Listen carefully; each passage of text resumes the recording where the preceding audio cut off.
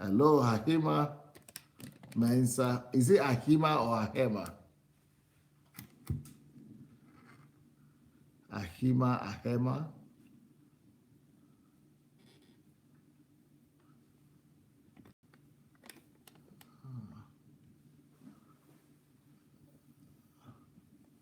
I don't know why today is like that.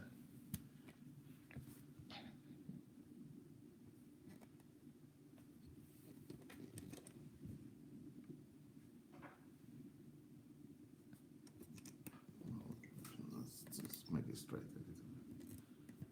So that I could read and I needed to come closer. Okay. Anyway, it's good, she said. Anyhow. Move this way.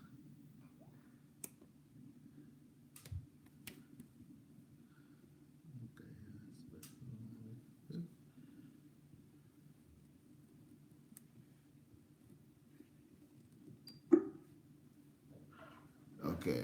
Do we have any other person there? Vanessa. Oh yeah, she's greeting Vanessa. Do you know Ahima? No, I don't. Okay. She's saying hi to you. All right.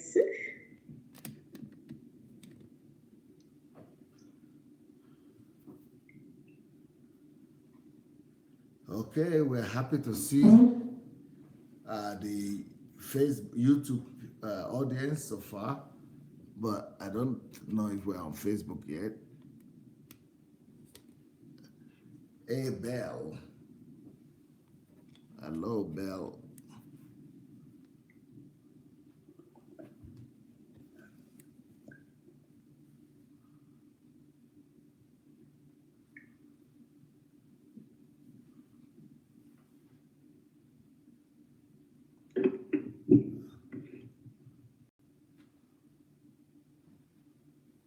Okay. Is there any other person to welcome on YouTube?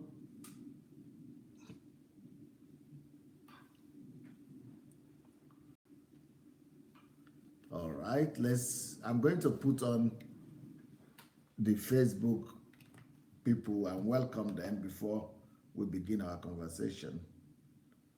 Oh, I think we are on Facebook already. Let me go and welcome our friends there.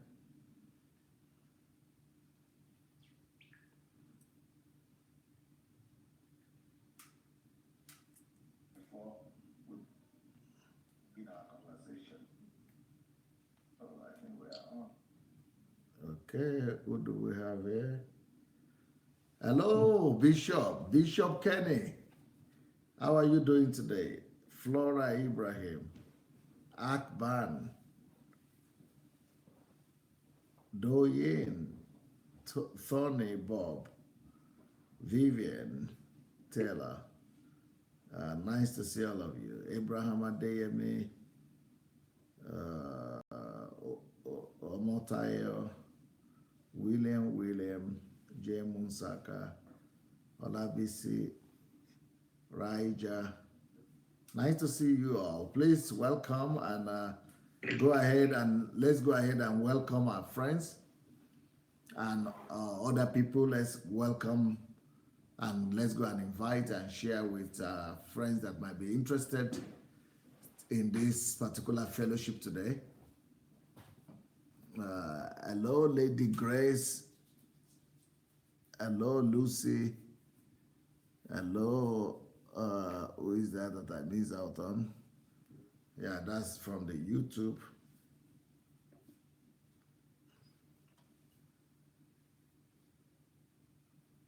Okay.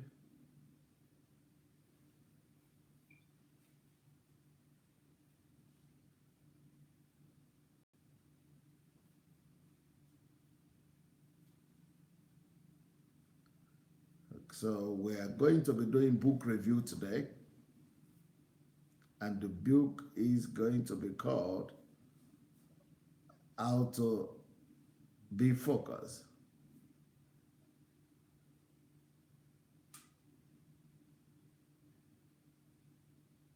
It's a book that I wrote some time back.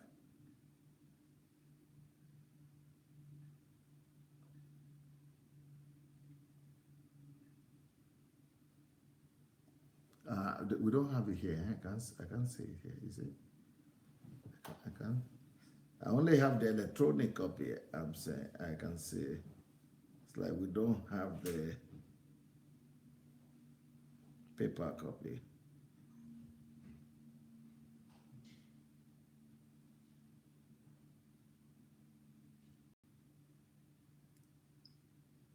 All right, no problem. I'm sure Vanessa is ready.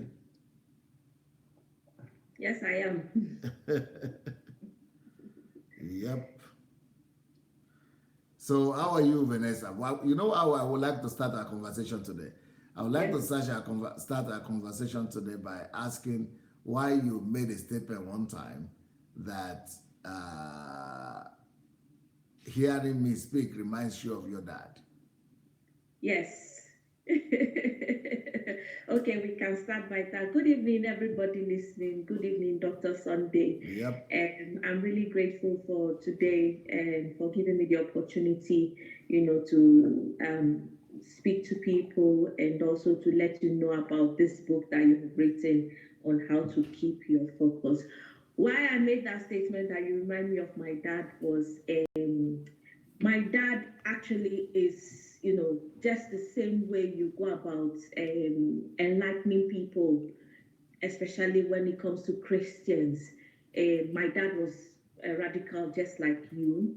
And also, my dad was a visionary. It's so unfortunate that he died very early. But we was also able to make his own mark in his own, and make a mark in his own small way. What do you call early? He died at age 63. Mm-hmm. Yes, that's what Yeah. I mean by he died early, because he just died with all the knowledge in his brain, and just most people who knew him, always said that this man was full of wisdom, full of insights that God had blessed him with, and he just died early. So that's, and I can see that same How um many children did you have? my Did he have? Okay, officially we are six. Okay, but with my mom we are three. Okay. Yes. So officially we are six, and with my mom we are three. So I I had the opportunity to grow up with him, because he lived with my mom. I have step brothers and sisters. My step brothers, they are much older than myself, but I had the opportunity, because he lived with my mom. The three of us, myself, my junior brother, and my junior sister, lived with him in the same house. We grew up together. Because that is the question I wanted to ask, actually. That's the reason I was asking that question. Yes, Because if he lived with you, yes, then most likely he probably succeeded in leaving some of that wisdom yes, with you people and with other people he trained, you know? yes, he did. And like I But why said, were you making the statement that he took all that with him? yes, he took all that with it, because we'll always go back to him for consultation, but there's nobody to consult now. That's what I mean. Like when I have an idea or something I want some concrete advice about, you know, I need someone to encourage me. That's what I mean, that he's no longer there. And if I need him to help me construct, write something, or give me an insight of what I want to write, he's no longer there for me to consult him. However, he imbued, or he instilled in us, myself especially, because I was very close to him. He imbued in me the willpower to move on, to go ahead of, to be able to climb hurdles, not just by praying, but by working hard. Because my father was somebody that he would tell you, God helps those that help themselves. That is the statement that comes out of him. He will always tell you that don't depend, God will only help you when you help yourself. So those were the kind of statements that I grew up learning. And he was somebody that although he was very influential, he would not allow his influence to to be To blind seen it? as a tool for you to use. So, for instance, I remember when I was getting into, I think, was I about to get into university or so? He told me, oh, I was about to write final exams. I can, yeah. He told me and said, you know what, these exams you are doing, you have to pass it because I am not going to beg anybody to accept you into any university. So he instilled discipline into us. And he will always tell you that, yes, I know this person, I know that person, but you have to work your way through to get to what you are supposed to get. I will not influence that. So I felt sometimes, I felt that he was being wicked in a way because there were opportunities that came my way and he refused to give that influence for me to get into that position. And you always tell me that, look, your time will come. When it is time for you to get there, you will get there. There is no shortcut to life. So, yes. He was a disciplinarian. Yes, he was. Yes, he was a disciplinarian, yes, in terms of principles, you know. And there was something that he always used to say. Sometimes we always, it's now that I've grown up and I've understood, he will tell you that when you say that today is your birthday, it's not your birthday. It's somebody else's birthday. So just in a way to discourage us from getting gifts from him or from celebrating birthdays. So he will tell you that, look, that day that you say is your birthday is not your birthday. Someone else has been born that day, so that's not your birthday. You know, and I got that principle. But do you hear me speaking about similar principles? Exactly. That is one of the reasons why I said that you remind me so much of him. You know, that is one of the reasons why I say you remind me so much of him. And not only that, you know, the way you go about social issues, because he also was a sociologist. In fact, that was his line of education. He was an educator in social issues. So in terms of social and current affairs, my dad was top notch on it because well, do you have a mic? Do you have a mic or what? Are you using a mic? I'm using my computer. I think it's the network because your sound went bad all of a sudden. All right. Can you hear me now? It's still not very good. I wonder what that could be. Okay, can you see better now? Well, so, but what made your dad to die at that age, though? My dad, you mean what made him die? Yeah, so young. Okay, my dad, yes, my dad was ill and he didn't take care of himself because he was always working. My dad was working 24/7. And something that was very simple that could have been taken care of, you know, because of the misdiagnosis in Ghana and things like that. So it was too late. It was something, he died out of pancreatic ulcer, Wow. which would have been easily taken care of. But, you know, in Ghana is almost just, I don't know, in Africa, what our health system is all about. They misdiagnosed him. And they said he had all kinds of things and stuff like that. The man was so weak and tired and he just told himself and, you know, and told me that, look, I just need to go to rest because I've suffered too much. So that was so is it possible for you to move can you move away from the microphone a little bit? Maybe it could be better. Okay. All right. Hello? Okay, we are going to try to. Okay. All right, while we are still trying to get Vanessa, okay, let's try it now. Can you hear me now, Vanessa? Hello? Yes, I can hear you. The line is still not Yes, good. I can hear you. Okay, we are going to try to connect you I once think again. it's gone. Huh? You think it is what? I think it's on your end. From my Can you hear end? me now, sir? Yes, Okay. I can't hear very well, right? because your voice is. You can't. My voice is not good, eh? Yes, Okay, because I thought. but it was clear earlier on. Okay, you want to send. Okay, just a minute. Just stand down. Stay be on the standby. We're going to try to connect Okay. to you. Connect you again. All right, okay. I'm sorry, guys. I'm trying to. Uh, we're going to try to get to redire.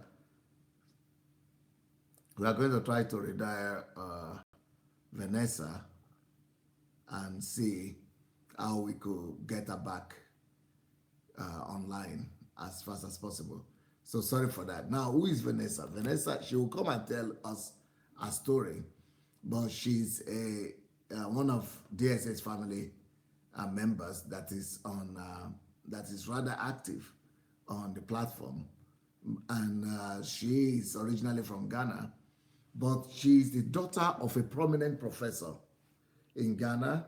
But this professor is not only prominent in Ghana, but he's been prominent in Africa and especially in Nigeria.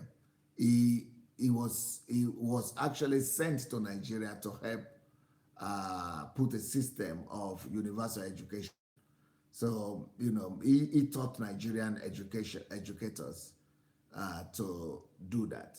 So he's a wise, smart uh, professor of education who really helped our educational system.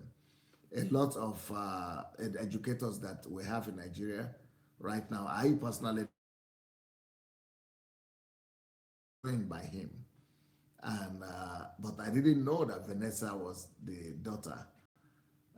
So that is one of the things that we started the conversation with, just trying to let you know and to talk about the dad, because the dad died. Though no, for Africa maybe it's not too young, but for the world and for me now, I know that that is now young because I'm 50, and the father died at 63. So I now see that as young. When I was young, when I was a young man, when I was in my 20s, I used to think that 60 something, even if somebody is 60, that person is already old. Now that I'm getting to be 60 myself, 60 doesn't look too old to me anymore. That is the paradox of life. That is the paradox of life. So we're trying to get uh, Vanessa back. I hope the line will be better. But she said it's our line, but I don't know if it is our line, people would have complained, but it's like people are watching, people are okay. So, but let's hope that it will be better this time. We are going to be doing a book review with her. And the book we are going to be reviewing is called How to Keep Your Focus. And that's a big problem because not too many people know how to keep their focus. So thank God I wrote that book. But I wrote that book over 10 years ago. Over 10 years ago. So we translated it from Russian into English, but it has become a bestseller kind of. People like it. People like the topic. People keep on buying it and asking for it. So if you don't have that book, How to Keep Your Focus, you can actually get it on Amazon, and you could order it here from us, from our office, dssbooks at gmail.com. And you can, make it look there if you want. So, yeah, so if you don't have the book, you can get it on Amazon or Amazon, what do you call it? Amazon, Amazon Unlimited. And in Amazon Unlimited, you can get to read these books for free. So Amazon Unlimited will give you the opportunity to read most of my books for free. So so if you don't have How to Keep Your Focus, you might be able to get it over there. You might be able to get it there. Okay.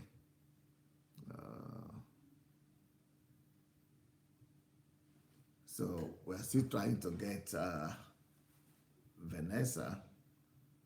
I think it might be a line after all. She thought it is ours, but it's like it's our own.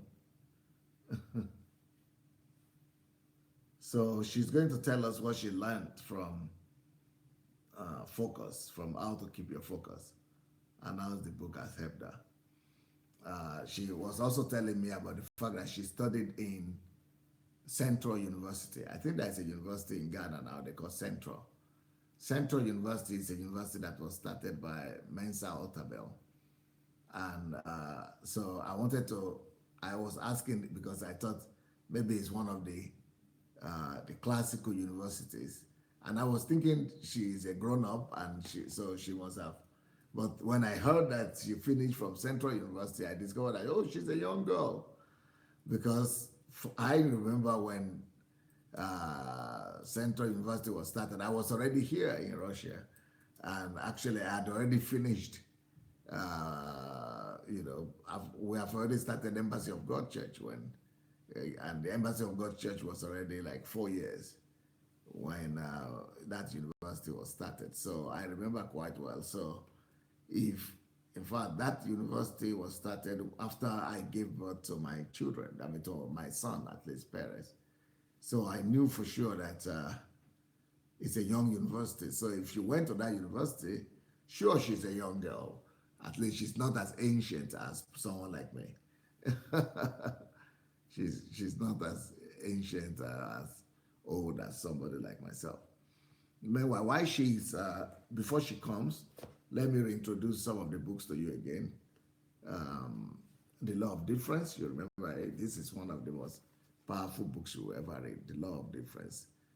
We did the review, so you can go and see the review. How to Build a Secure Financial Future. This book will blow your mind. It's going to blow your mind. How to Build a Secure Financial Future. It's just going to discover how to discover your latent energy. This is a heavy book, but it will explain to you why Pastor Sunday is always so full of energy and it's always so busy, but always so productive. Insulted by Ungodliness is another one that will be able to make you respond to all the challenges that you see, not just as an observer in life, but somebody who will be insulted and be able to respond. Okay, Let the Heroes Arise is another book that will be a blessing to you. Let the Heroes Arise. You don't have a telephone number? Or you can just be beside. Just go beside. Yeah. No. You'll be doing what you need to do.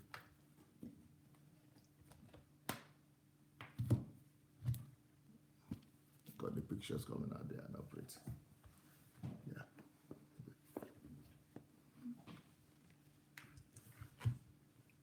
Oh, I think I lost it. What is it? I hit here. Is it it? What is it?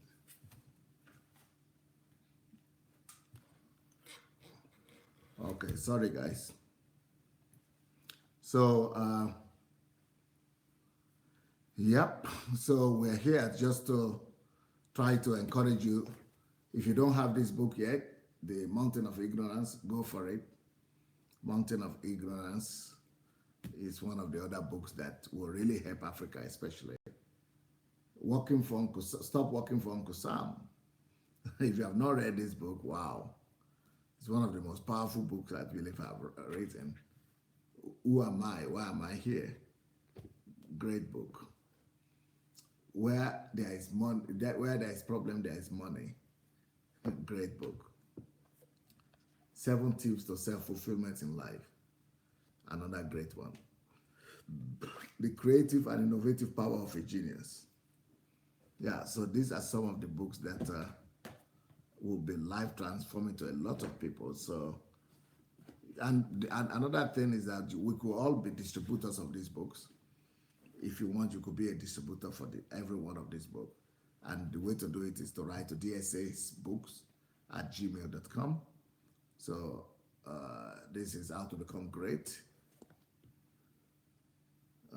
What to do with your time. How to make Nigeria the greatest country in the world.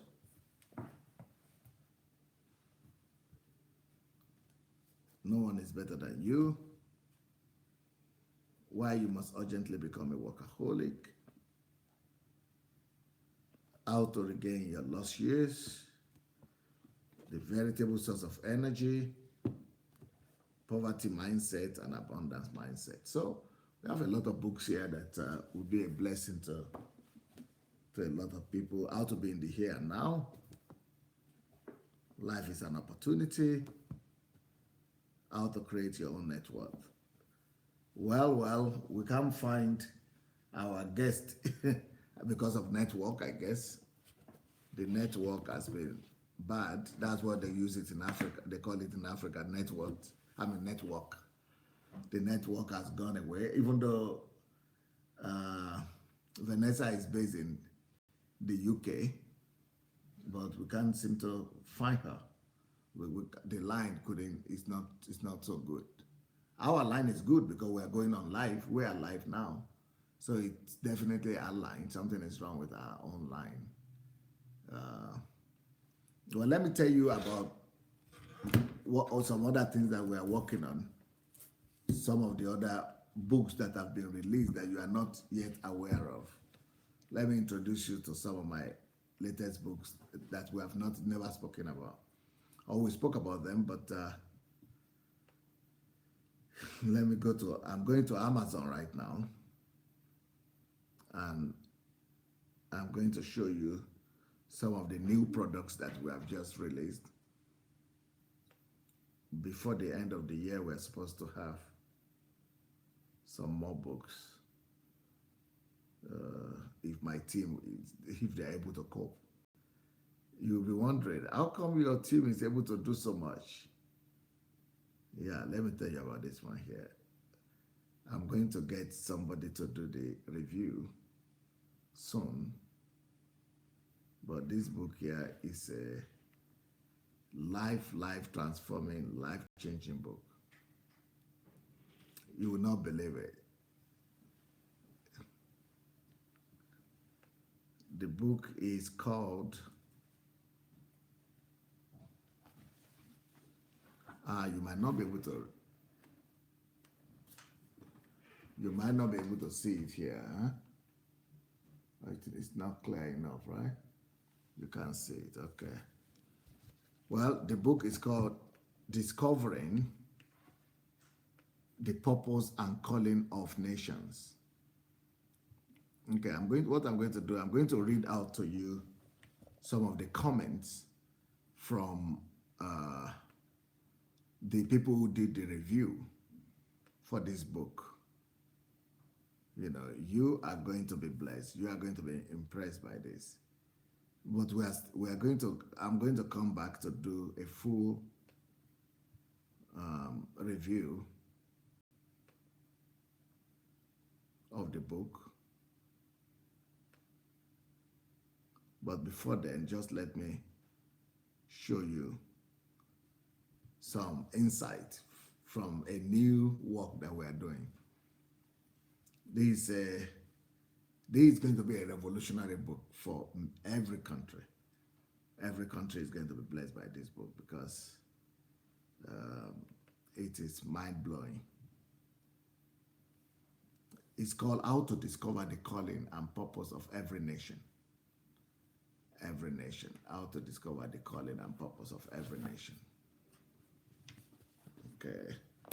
Sorry, guys.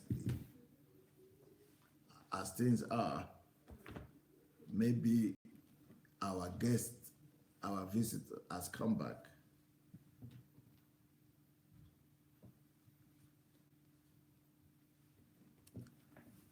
I guess that we might have been back with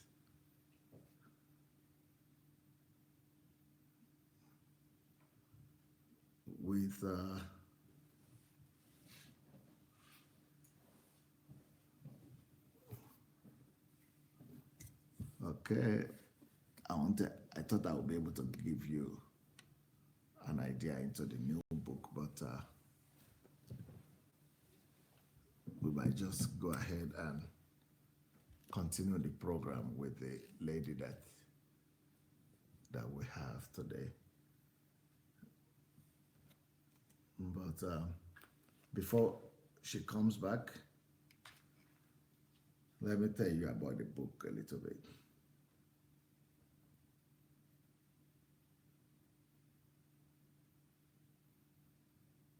Okay.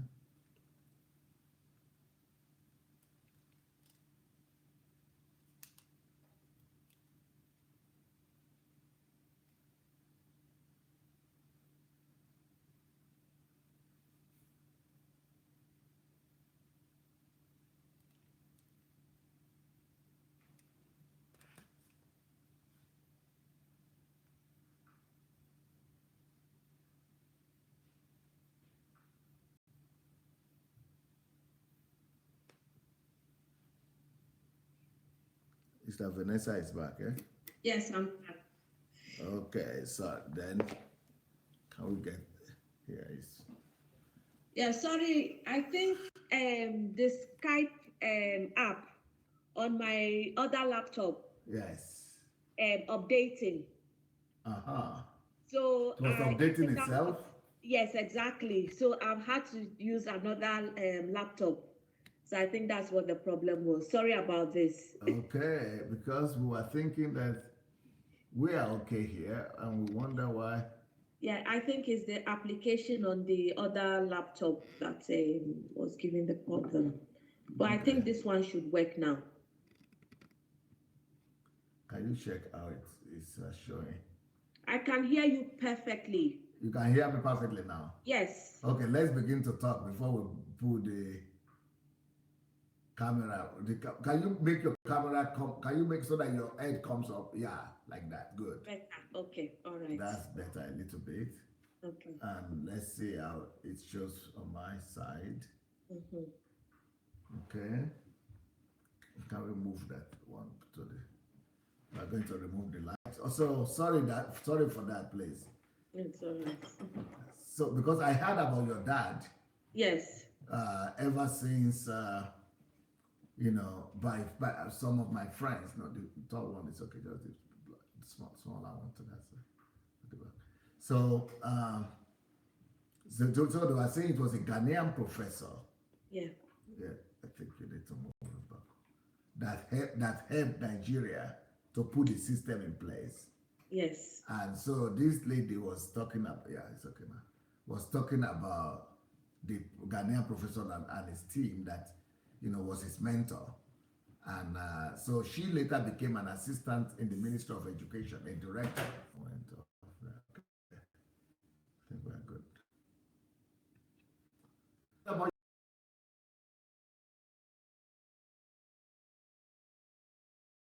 your dad. Keep your focus. Yes, that's the book. Show it more. Yes, that's the book. It. How to keep your focus. Yes. Yes. In fact, this book has been very, very helpful for me. Just the first chapter alone, really, really helped me to develop or to take a step further to what I'm doing here in the UK. Yep.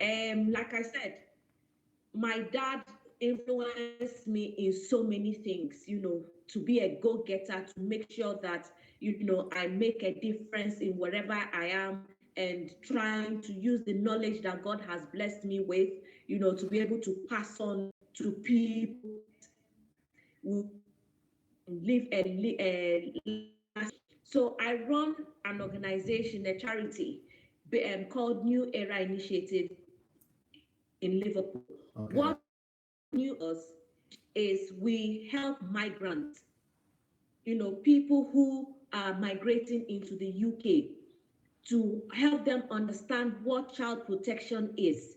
Because one of the reasons I've seen this a lot in churches, that you have parents who may not know that they are abusing their children, or even the church members are abusing their children, but they do not know that is a norm of play. So I came up with the idea of forming groups of, and I call that group Effective Parenting Initiative. In fact, that's a project, Effective Parenting Initiative. So when I started with it, actually, the main bane of me going into parenting was to help young couples plan into parenting. Because one of the things I realized in churches is that when you go for marriage counseling, they only counsel you as the couple, as in how to behave, temperament and things, how to be a good wife, how to be a good husband, but they don't teach you how to become parent.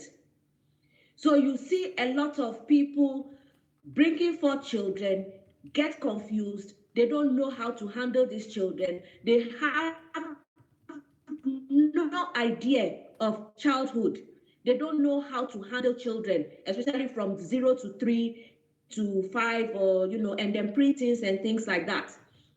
When I started listening to you, in fact, how I even got in touch with it was the parenting series that you have on YouTube. So I started getting knowledge, and this book really helped me to develop. Is helping me to develop it more, to develop that project more. Who recommended who recommended the parenting series to you? I just went onto Google, onto YouTube, and I saw your messages, series by series. Did you know me before, or why were you looking for me? Were you looking for me, or you were just looking for information on parenting? No, I was looking for information on parenting. That's number one. Yeah. Number two, how I got to know you was through my husband, because my husband used to watch you a lot. He used to follow you a lot. And then he would tell me, oh, have you listened to Pastor Sunday, with his series before he started, doing the paganism in church and things like that. So my husband already knew you. And then I was looking for articles and videos on parenting, and that was when I stumbled on your parenting series. And I have had to go back to listen. So when you wrote on YouTube, I want to know this, because I want to be able to recommend to other people. So you just wrote parenting on YouTube? Yes, on YouTube. And then I came across yours. So many list of videos came up. Yes, many lists of videos came up. And what stumbled to your parenting series was, as a pastor talking about parenting, and as a Yoruba man talking about parenting was what interested me, because I'm surrounded living in the UK. So I wanted to tap and understand why this man is talking about parenting. So when I started listening to your series, oh my goodness, gone away.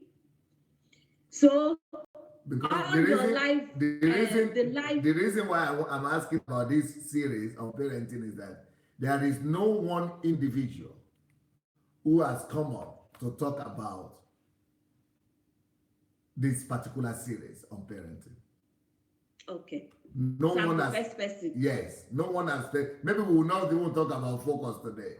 maybe we are going to talk about Yes. parenting, because Yes. that is, no one has spoken about that.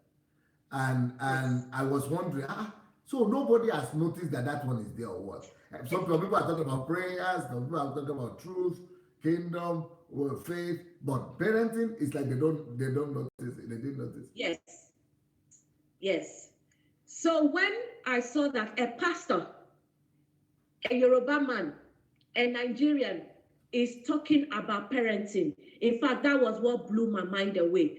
And I even had to, I talked about, I'm coming up with a book, and I have to read that book again, because I'm listening to your series that is helping me to put down a lot of points. Now, where this book comes in was when I started listening to you, and I had to go back to school to go and understand what childhood is all about. So I went back to school, did an access course in humanities and law, which enlightened me, because what I do with this my effective parenting initiative is to help parents identify the laws on child protection and the Children's Act, because a lot of them don't know, and the churches do not know. And this is the problem. The churches, some of the churches do not know that some of the actions that they do, they carry out, especially when it comes to things like let fast and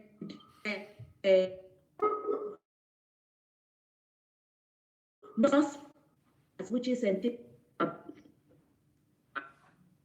Is it possible for you to move this side a little bit to make? Okay. Yeah, good, yes. All right, okay. So when I started listening to you, that was when I got my vibe. That's what I'll use the word. I got my vibe to be able to invigorate more research into childhood and youth development in the UK.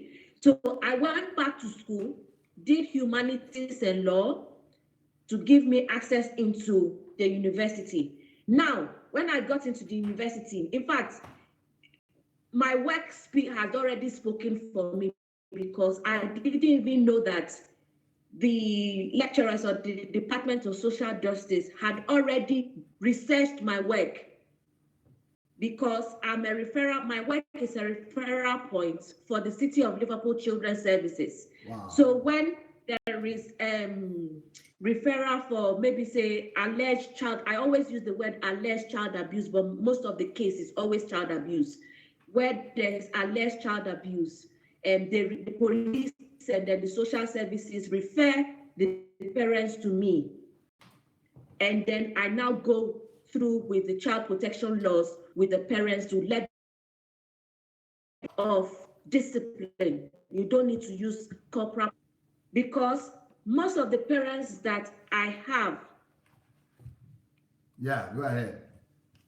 Yeah, most of the parents that are being referred to me, I can tell you that 70% of them are Nigerians, and out of the 70% of them, 60% of them are Yoruba people. So it means that there is a fundamental problem somewhere. Yes, because so most of them are in church. Most of those exactly. Yoruba people, they are going to church, and when they are in church, they leave their children to the streets. Exactly. You see, where we've got referrals for where parents have neglected their children. Some of them, there was a case that a woman left her children and went for an all-night party. So the 3-year-old, she had the 3-year-old, the 5-year-old, and the 8-year-old. So the 3-year-old now opened the door, because they live in a block of flats, now opened the door and started crying, looking for his mother. Wow. So the neighbors were didn't know what to do. And that's what here in the UK they do. When neighbors start hearing children crying and things like that, she called social service. First of all, she called the police. So the police came in and looked and stayed in the house until waiting for the mother to come in. Wow. When she came in, she was drunk. Drunk? Yes. Wow. So those 3 children had to be taken away from the woman. Wow. Now, It's a matter of, back and forth, trying to get her children back. So somebody now told her about my service, and now came to me and was now trying to see how best I can help. So I said, well, she's not a believer then? yes. I said, there's no way I can help you. The only thing I can do is just to help you so that when you get your children back, you know how to handle them. You don't have to neglect them. She said, oh, that she didn't neglect them. She left the children with somebody. The person had an emergency and this, that, a whole cock and bull story. But that's, something. What about the husband? She's a single mother. Ooh, with 3 children. Yes. Wow. Sometimes these are some of the things that I try to get, when people are being referred to me, that we have in a system whereby a lot of people think that being a single parent, they have these 2 parents together, but for benefit, fraud, and things like that, the man is living somewhere, and then the woman is living somewhere with the children. He only comes in once in a while and things like that. And this is a norm. They are fraudsters. Yes. This is something that is happening. So what I do is I hope Christians are not doing that though. It's happening. Wow. It is happening. What do they teach in churches then? That's the problem. You see, so I try to bring my service to the churches, to try and let them know that, look, these are some of the things that you need to be wary about, because all eyes are on immigrants here in the UK. And the number of children that are being taken away into the child protection system is on the rise. So I try to tell them that, look, you need to build governance structure in your home. It is important that man and woman are in the same house. If it is not feasible, then one person, if you are a single parent, you need to build a government structure in your home. But sometimes when you take these things to churches, they think that you are trying to override what the Bible says, that spare the rod and spoil the child. Forgetting that spare the rod and spoil the child is sparing discipline, not the rod, the physical rod itself. Because most of the children who are being taken away are alleging that their parents are physically chastising them. And some of the time, or would I say 80% of the time, is right. Because when a social service or child services come in and they see marks, there's evidence of bodily harm or significant harm, they feel that these children have been abused.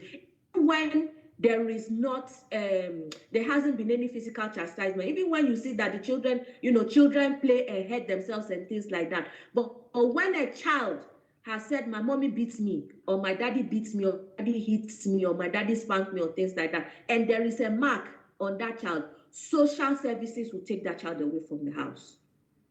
So parents in the UK, is it prohibited to physically chastise the child? There is no law that says that you cannot spank your child. However, there is law on assault and battery. So if there is significant harm, there is a mark on that child's body, they would count it as battery. Then there's what we also call assault. Assault can be verbal. That's when people insult their children, causing fear and panic. In fact, we have them a lot. We have the section 34. We have section 34. We have section 47. We have section 39. All these are forms of abuse, that are categorized, that the officers, the police officers, the prosecuting panel can use against parents, although there is no law to say that you cannot spank your children. Although people are advocating that there should be a law of spanking children, of not spanking children, there should be a law prohibits for it to be banned completely, But people, there's no that willpower is not there yet. We haven't gotten there yet. So I try to let these people understand that, look, if you continue to do this, or if you are doing stuff, there are disciplined children. So if you want to other ways, I recommend Dr. Sunday and parenting on YouTube for you to listen, and then for you to understand what childhood is. Because one of the things that we've come to realize is that childhood in the UK is changing over time, because children are being exposed to so many things, and parents need to get to update with it, because we are seeing that they're saying childhood is in crisis and things like that. Parents are becoming paranoia, of safety and things like that, especially with internet and stuff like that. So I always try to tell parents that, look, the way you were brought up is not the same way you can bring your children up. They are two different things entirely, especially when you are living in the UK. First and paramount, your children who are born in the UK are property of the UK, property of the Queen. That is what we say, because it is the Queen's emblem that is endorsed on the children's birth certificate. So the state has every right over you as a parent. Is that so? Yes. The reason being that childhood has changed over years in the UK. Children had been treated worse in the 18th, 19th century. So they do not joke with children. And that is something that I always like to instigate in our parents, that because of the way children have been treated over the years, the laws are there. And especially there is one of which was very, very paramount in the year 2000, and I think was it 2000, the year 2000 or 2004, on a Congolese girl called Victoria Klimbe. In fact, that was when the UK established the Children's Commissioner, where all these Children's Act and everything came up. So in particular, what happens to the Congolese? Yes, she was accused. I think she was beaten to death. She was accused of witchcraft or so. She was tortured and so many. In fact, it was a very gory story. Very, very, very gory story. In the UK? Yes, here in the UK, yes. Not only that, we've even seen so many other cases as well, especially in London. We've seen so many cases. So that is why social services are very particular, especially when it comes to African children. They don't take chances. And that is why I try as much as possible to educate parents, because their eyes, the social services their eyes are on African children. Does it ever happen that they will take your children away forever from you? Yes, it's happening. Or just temporarily for 1 year or for 2 years? No, it is happening. Some of them for life. Some of them for life. I know of one that has been that was taken away from the parents. The mother or father only have access to that child, I think once in a month or something like that, and that child has become wayward just because the parents are not how will I put it, they don't want to compromise. They don't want to see the child's perspective and things like that. It's a very sad story. It's a very sad situation that we are facing here. So you mean that even if the government take the children away, why is it that the children become wayward? Can the government take care of the children in such a way that they will be well behaved? That is the problem. Because the thing is, when these children are being taken away, they do not have any proper mentoring. They are giving the government that is taking them away, why should you take them away without making provision? Exactly. The only provision they give them is the material things. They do not give them the principal things. And that is why I'm studying childhood and youth and social policy, because the policy for children is nothing, excuse me to say, it is strong, but it doesn't look at the other side to benefit the children. because they don't look at it holistically. And that is the problem we are having in the British society. Everybody is one way. We are not thinking out of the box. So what if, okay, if a child is taken away from and taken into the state because we want to protect that child from significant harm and things, what kind of programs are we creating to mentor those children so that those children are brought up with principles? But you see, when you take children away from their biological environment, it creates a vacuum, because there's what we call impairment in psychology. Yes. So if that impairment is taken away, they are disconnected, then you have a... And one of the things that I have come to realize through research is that these people that are making the laws, they themselves have been abused. Wow. As children. Some of them have gone through abuse during the 70s, in the 80s, by trusted people. So that is why these policymakers are not taking chances. However, I am saying that, look, from a migrant point of view, this is our culture. You need to be culturally intelligent for you to be able to bring out laws that will favor the state and favor the family. Because if you are just taking the children away from the home, what are the principles? What principles are you building those children that they can become responsible citizens tomorrow?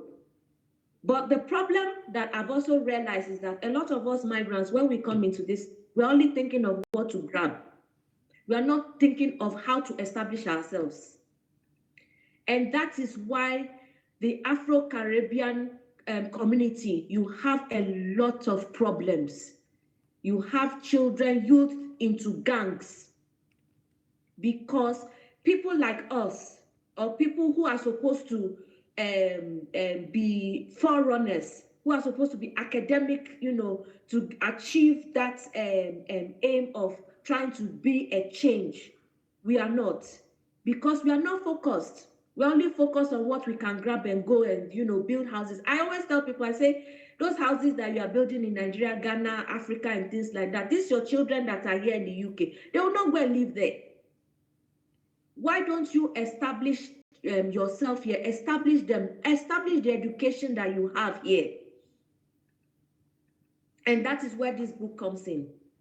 Because I've written a few notes where he said that, a person with self-control is better than a person who takes a city. Majority of us don't have self-control, excuse me to say. We want to take cities. Exactly, we want to take the city, but we don't have the self-control. You see, you gave a very classic example about Samson, where because he didn't have self-control for himself, because he always loved women and things like that, the Philistines plucked out his eyes. Yeah. And that is what we are seeing today.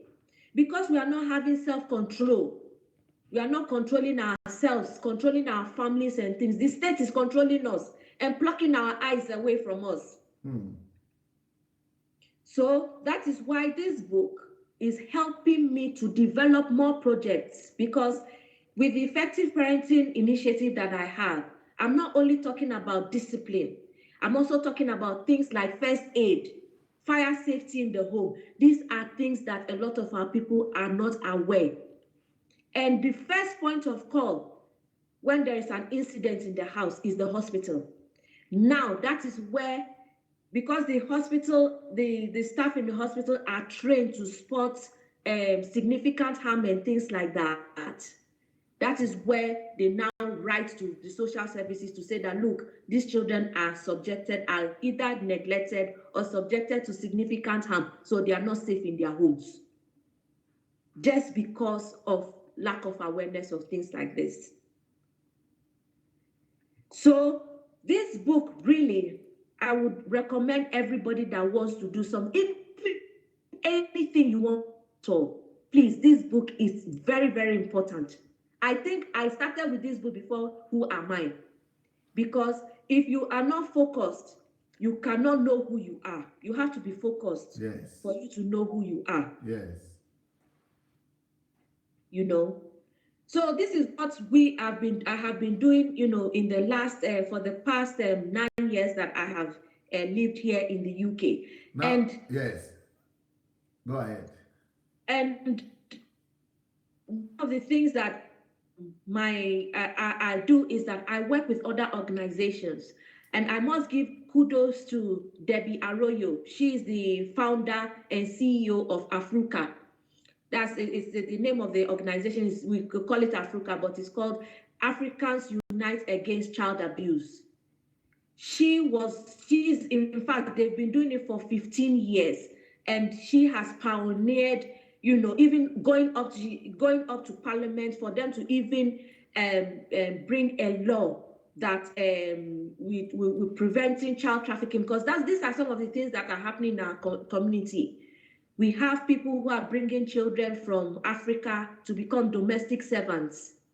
They are not taking them to school.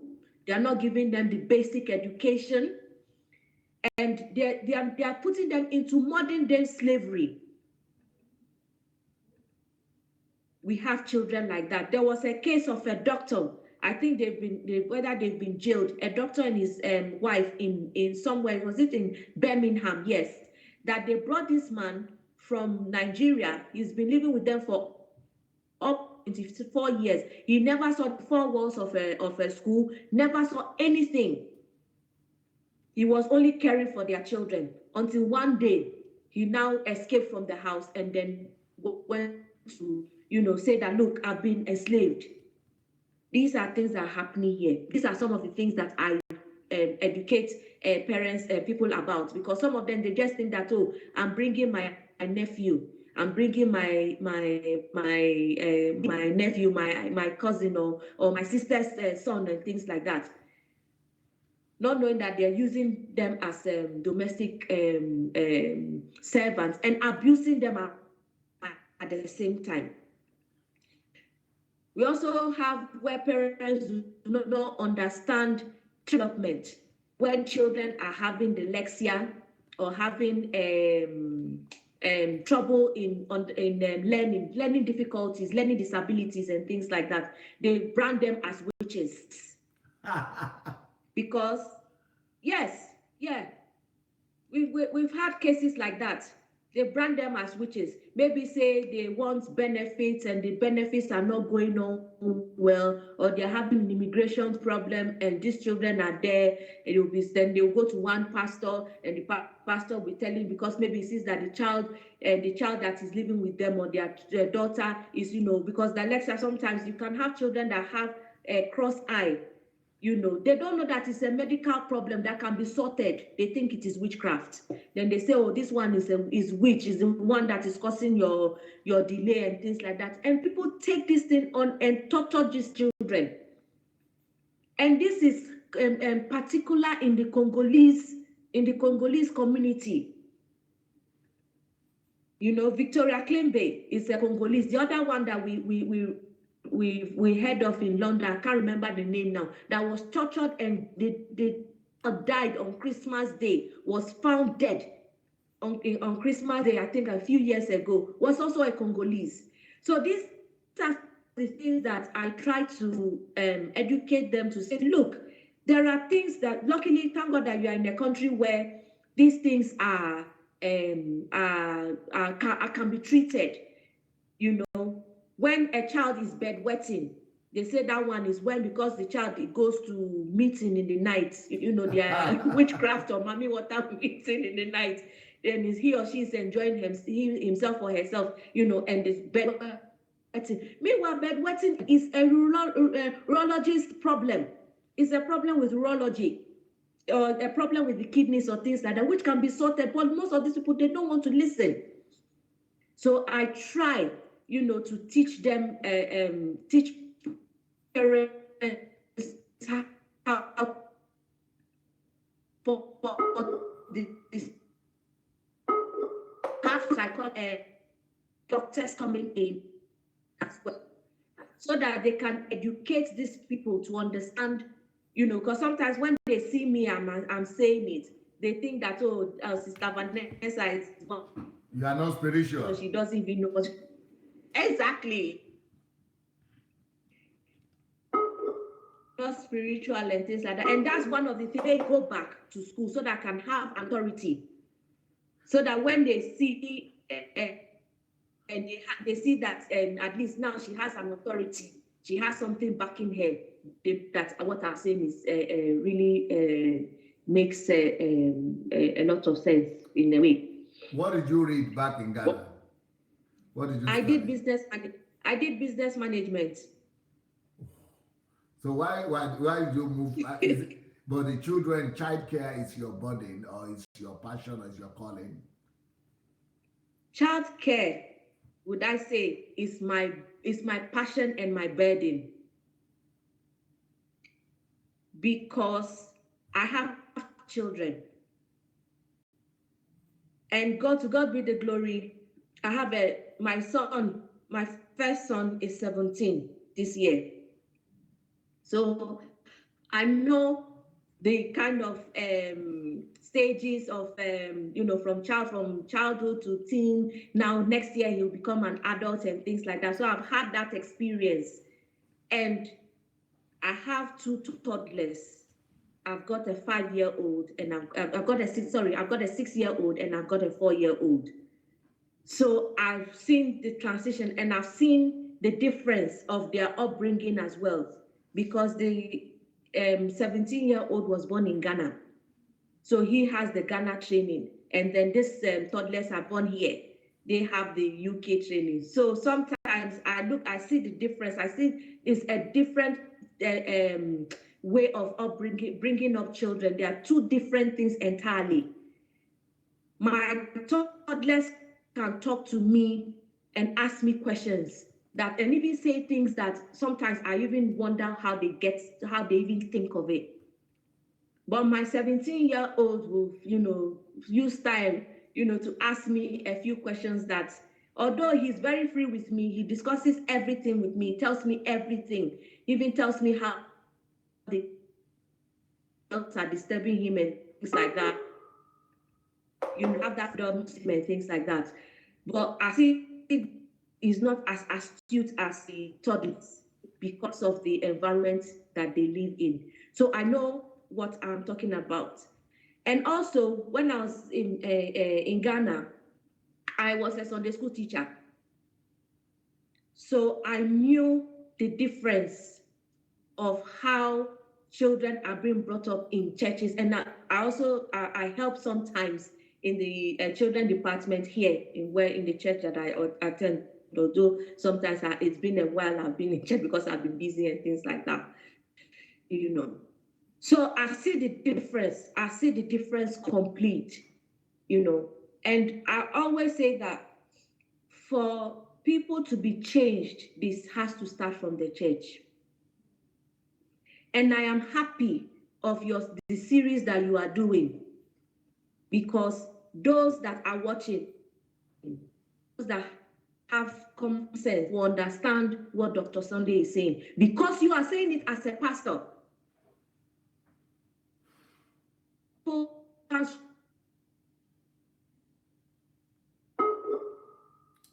Hello, it's like the line is not so good, right? The connection is breaking. They don't respect us like. Sorry? Okay, say that again. Yes, I'm saying that Africans generally respect pastors more than professionals like myself. So when you are talking about some of these things, because there are some times that I have suggested some things that should happen in church, but some of the churches are not listening to me. Yeah. Like when I say that we need a psychologist unit, a psychological unit in the churches, they don't look at it. They don't understand what I'm saying. Because some of these parents have had tough times as children, which exhibits their character. And that's why some of the time, most of my parenting events, I try as much as possible to focus on them to see how they can change themselves. Because somebody grown up to be used to beating, to physical chastisement, and that person thinks that that way of life is normal, that person needs help, and passes it on to the children. That person needs help. It's not their fault. It's the kind of childhood they were brought up with. So I try to work on the parents. I try to tell them, I say, look, whatever you didn't like when you were grown up, don't do the same to your children. However, have a grip on your children. What I mean by having a grip on your children, on their children, is that they shouldn't over pamper them. They shouldn't be, because in the society that we live in, parents can be permissive, give the children everything that they want because they are scared of social services. Now, I'm dealing with the parents. I also deal with the practitioners as well. I try to teach them how to be culturally intelligent, how to understand how the African family is. I have been able to do, I think, about 2 workshops now for police and social services here in Liverpool. So anytime I call for, they are always ready to come into my events, because they see that I'm giving them insights as to how to handle, because where it comes into an African school, I think is sure. Their mind is to persecute person, and I know you persecute. You need to understand where the person is coming from. You understand? Because they are looking at their own laws on and how children have been treated, in the past. But sometimes I say, look, sometimes most of these African parents don't mean harm for their children. It's just a matter of them understanding, and that is one of the things that I've been trying to advocate. That when people are migrating into the country,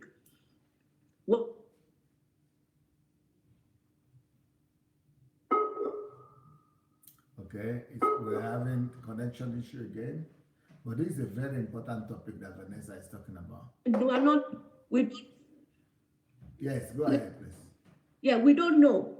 So when people come in and then they all of a sudden police cars comes to their home or is persecuting them and things like that, then we are quick to raise the racial card to say these people are racist. No. That's most Nigerians that I meet from the UK, that's what they say. They say the English people are racist. Yes, but sometimes it's not the race card. It's just that they themselves, the law enforcement people themselves, are not culturally intelligent. And that is why I'm hoping that in the next 4 or 5 years, when I finish my PhD, because I've been writing papers and I've been writing stuff for the policymakers and government to listen to what I have to say, because they are not looking at it from our context, because Britain is becoming diverse. And if you're not careful, we'll have about 40% or 40 to 50% of the population of Britain becoming migrants. So they need to start preparing, especially now that we're Brexit. They now have to start preparing how they need to implement policies that will help the migrants as well.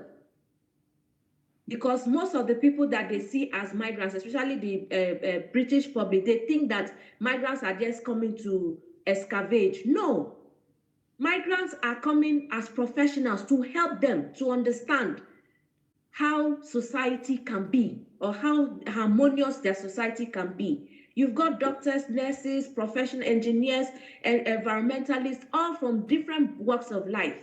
And I like the way Canadians do their immigration thing. They let people come in, step in by step. But Britain should also do the same thing, so that we have children or less of Black children going into the child protection system, and then less of crime, because most of the gang rule and the gang kingpins, they take advantage of the poverty of the black community, and they take advantage of the disunity of the Black community, because they see that we are not united. So they use our children. Now it's becoming a norm in London for 12-year-olds to get missing. We are seeing 12-year-olds and 8-year-olds and 15-year-olds get missing. They are not getting missing. The problem is the drug kingpins are using them to come to places like Liverpool, Warrington, the rural parts of England to sell drugs. But our African parents are not looking at some of these things. They are blaming the system. So that is why some of us have come up. We are seeing these things, and we are coming up to try to put a pin to stop it. And it has to start from the home, because the home is the bedrock of the society. Talking about the homes, you are talking about those parenting series that I did. Yes, sir. But there are several series connected. Some of them were, about the role of a father, the place of a father, the role, what is a man, the woman, and marriage, and parenting, and to be a hero to your child, and all that. Which one are you talking about when you talk about the series? I'm talking about everything. Okay. I am talking about everything, because the role of the father is very important in the home. The role of the mother is very important of the room. Is very important in the home. The role of understanding the development of children is very important. So all the series that you've got, role of father, role of mother, understanding how to become a hero to your child and things like that, all of them are equally important, very, very important. And I'm happy that you are streaming them on your live stream, during the day, which people can also watch as well. Because I think, was it just 2 days ago, there was one that you put in to understand how to discipline children from age 0 to 3, 3 to 7, those kind of ages and things like that. Yes, all the series, there is none. I cannot emphasize how important that series is. But why is it that people, what do you think? Why is it that the people who come to the platform and go to my YouTube channel, they just want to do the spiritual prayers and things like that, the spiritual topics? That is, everybody and their preference. You see, everybody thinks that when they need solution to problems is they have to tackle the spirituality aspect. Okay. No, you have to tackle the psychological or the environmental problems. That is the key. That is the key. And that is why this book is very important, how to focus. Because a lot of people are just focusing on spirituality. They are not developing themselves. There's no self-development. Because when self-development comes in first, your spirituality will fly. But people don't look at it that way. Maybe that is my view. I don't know. Maybe because maybe people will say that, oh, you have not gone through spiritual attacks and things like that, or you are not. I always put that thing behind me, and that is one. Is your husband surprised that when you started listening that you I think you are now more active than him on the platform? Oh yes. Yes, my husband is very, very, very surprised, and he's surprised. Will I say surprised or not surprised? He is, because he used to be very, very spirituality driven. Oh, as for my husband, if my husband starts to kabash for you here, you know how the demons will fall down and die. But as time, started, listening and watching and listening to you more, the way I'm listening to you, and he started seeing the changes in my life and the way I'm doing things. he's saying, no, you know what, I need to step up. So he himself, sometimes he watches, he's watching more than myself. Sometimes I don't watch. I have to go back again to, watch at this when I've got free time, and then I watch live. Or if I'm not watching live, then I go back to watch. But he's seeing the difference in me. He's seeing that I am taking this, my project, or I'm taking my schoolwork, I'm taking everything that, with everything with me, with vigor. For the past 5 months now, that I've been active and things that he's seen that I'm really, really focused. Initially, he wanted me to, when I said I was going back to school, he wanted me to do social work. I said, no, I don't want to do social work, because everybody who does to get a job as a social worker is easy. I said, no, I don't want to do social. I want to do policy. And I want to do childhood policy. I want something that at the end of the day, when there's implementation in the UK, my name would be written, as Vanessa was one of the people that implemented this policy, and we are following it through, so that my children will also learn from me, because I'm a role model to my girl. Just like your father, I never knew you went. So I've already started hearing about your father. Yes, that is it. As they will say that Professor Samuel Kweku Boateng was one of the people that implemented citizenship education in Nigeria. Yes. And also implemented book policy in Ghana. Yes.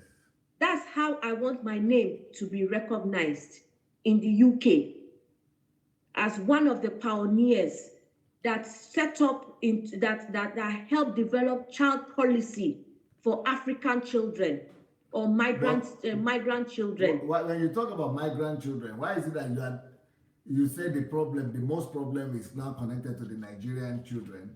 It used to be that it is the Jamaican children before. Yes, it still is, but you see, the Nigerians are growing, because of population and things like that. So if you meet any black person in the UK, at least the probability of you meeting a Nigerian is 80%. 80? Yes. That is how strong, the population of Nigerians have black people of Nigerian origin. Are they more than the Caribbeans now? Yes. Yeah. And you see, when the Caribbeans came in, because they are the pace setters, because in the 1940s and 1950s, when the UK came out of the Second World War and they needed skill, the Caribbeans were exported into the UK to come and do jobs, so most of them settled in places like Birmingham, Bristol, in London, Brixton area, and things like that. So they should have been the ones to implement policies to help the black race here in the UK, but they didn't have that willpower. I don't know why. I do not know why. But when I studied the Asians too also came around that time. But you see a lot of Asians who have made it to the top.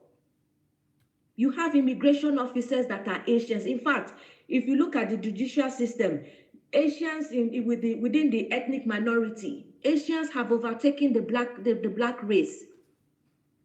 Why is it so? Because they made sure that they created a niche for themselves that favors their community.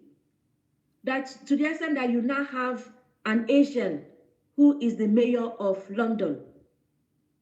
But we don't have that. But meanwhile, here in Liverpool, you had the remnants of slaves that settled here in Liverpool. But you can't hear them you can't hear anything about them. I think they have disappeared, isn't it? Yeah, all we hear of the people the blacks who settled in Liverpool here in Toxteth, all we hear is just trouble. Are they still having descendants? Yes. I thought they have mixed up with the whites and. No, You still have descendants in Liverpool. Liverpool, you know, Liverpool is that's why I love this city.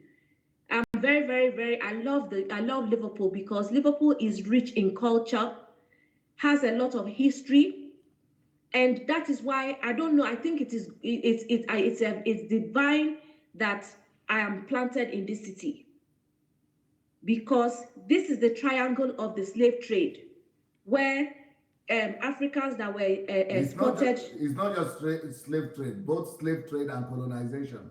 Exactly. You know, so a black woman like myself who is living in Liverpool, and I'm identifying all these problems and is trying to make a mark to say, no, let us have let us have policies that will be implemented on our behalf, that would help us and help our children. Yes, we have remnants of the slaves in Toxet. I thought they disappear because you don't see them. They are there. They are there. They are there. If you come to Liverpool, maybe anytime, sir, you have the explanation I got is that there were so few, and because most of them were men, they married only white people, and they have mixed up and they have disappeared. No, they are still here. They are still here. We even have, I think, in the slavery museum, because that is the only museum in the whole of Europe that has account of slaves that were taken from Africa here. We have them. We have a history, or we have tablets that they have where the descendants of the slaves that were freed, that lived in Liverpool, where they are. They are in Toxteth. They are in Toxteth. So you have them there. Even there's a ship liner called Elder Dumpster, or things like that. It's named after a black person. So they are there. But how come? What happened? How? What happened? What happened along the line? And that is why I'm also reading this book, the book that you've written, How Africans Colonized, so that I can get an understanding of how to, come up with things to be able to implement them. Yes, how Africans brought civilization to Europe. Exactly. You bought it already? Yes, I'm reading it on Kindle. So is it not interesting facts? A lot of interest. Very, very, very interesting. And what struck me is the Atlantis, the Atlantis, the kingdom, yes, that has been submerged under the ocean. Yeah. Oh my goodness. That is something I read. I think I read that when I was between age 10 and 11, because my dad brought a book about that. That's why I said my dad influenced me a lot. At that age, I understood what Atlantis was, how it emerged, the whole sea covered the. And you are impressed by the fact that you are seeing it in the book as well. Yes, and I've watched documentaries on that as well. So reading it in that book has really given me oh my goodness, for you to bring this thing out, you really know what you're talking about. That's why it's not possible for anybody to tell me that black people are, and that's why I'm writing all these books, to emancipate our black people, to make them awake, that see where you are coming from, see who you are. Yes. And I am very happy that you are starting with the church. Yes. Because all of us go to church. That's the only place we find our solace. But it's heartbreaking, and I would recommend that this book will really help a lot and it's helping me, to be able to develop how I can put this in plain English. I can say it, I can talk about it, but I need to put it down on paper, because that is the society in which we live in. We wanted to do the book review, but I would rather say we talk more about Kingdom Fruits, about your life, and about the topic of the children and the child care and all that is very, very important. I think people will really appreciate it, and people are already writing about that. I can't believe it. We're already 25 minutes to the next program. Yes, sir. Yeah, so I will let you go, and I will see. I hope you will be there tonight. But Oh, yes, I this am. topic, I started a new topic in a new series this week. Yes, very, I know. Yeah, very provocative. Yesterday was the bomb. Yeah. I really got it. You got it. It was the bomb. Yes, yes. In fact, I'm happy that you started that, because people don't understand this. Like what you are saying, like what we have just discussed.